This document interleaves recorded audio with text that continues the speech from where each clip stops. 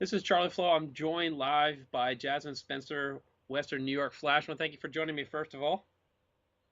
Thank you. Thank you for having me. So, a very interesting weekend. You guys had probably one of the most entertaining NWSL games of the season, just a seesaw battle. It seems that you guys are coming to form of lately. What was that experience like just playing that game that seemed to just go back and forth all 90 minutes? Oh, it was crazy and it was hectic, but I'm just glad we came out on top, and it was awesome to get our second win for the season. Walk us through the game-winning goal. You guys scored the game-winning goal just a few minutes after Crystal Dunn ties it up. I mean, it could have been a point where you guys could have held your head down, but you guys just grouped together and bang, you score right away. Yeah, definitely. I think one of the principles we've been trying to instill within our team is just like a 5 minute rule. Whether we go down or up a goal, we want to try and gain the momentum 5 minutes after a goal is scored. So right after that, I was kind of buzzing around. I remember Kristen Edmonds got the ball out wide, and I just watched the ball the whole way and put it in. And we want to do a little rewinding. We'll go back a little bit into your career, back in right when you left college. That you thought you were going to be playing in a WPS. You get drafted by Philadelphia, and then the league ends up folding. What was that like for you, just as a player, seeing a pro league just disappear on you? It was heartbreaking. It all happened so fast. I felt like on the weekend I was celebrating, being drafted, and I don't remember if there was even a whole week in between when Paul Riley contacted me and said the league was folding.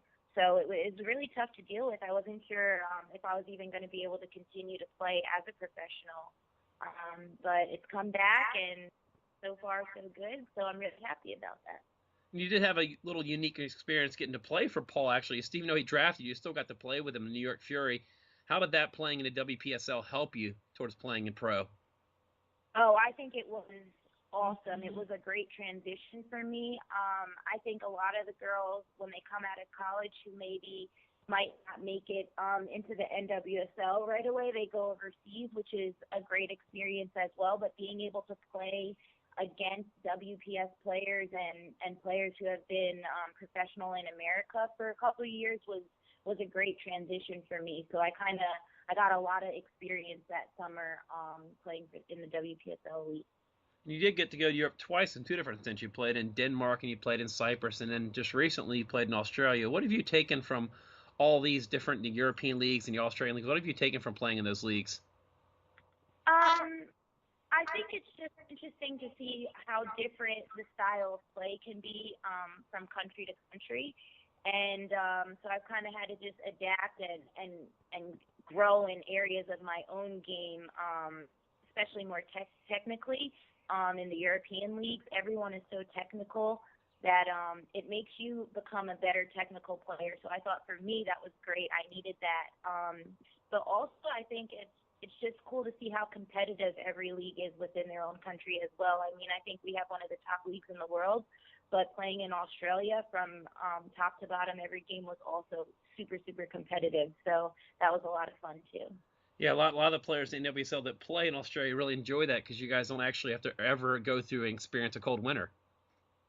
Yeah, so it was great. Actually, I got a little bit too spoiled with their summer and then jumping right back into this harsh winter here in New York. So And what's the adjustment like going up to Flash? You get traded last year, you go up to play for the Flash now, and you're playing under Aaron Lines, excuse me. What has that experience been like so far?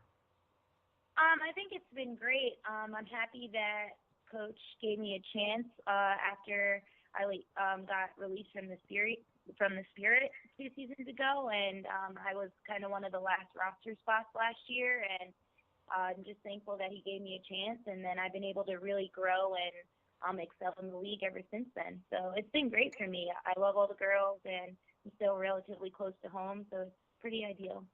It's interesting too because Rochester's not one of the big cities where you have a lot of the NWSL teams around big cities where it's one of the small markets, but it seems like they really embrace soccer in the Rochester area.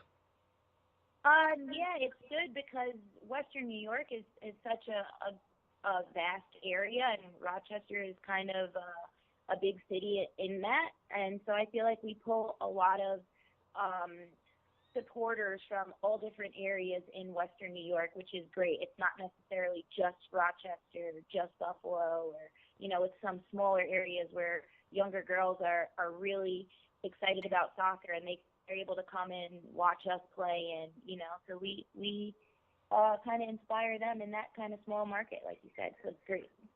You guys got a little bit more playtime coming up, and then there's the World Cup break. Do you have any plans with the World Cup break?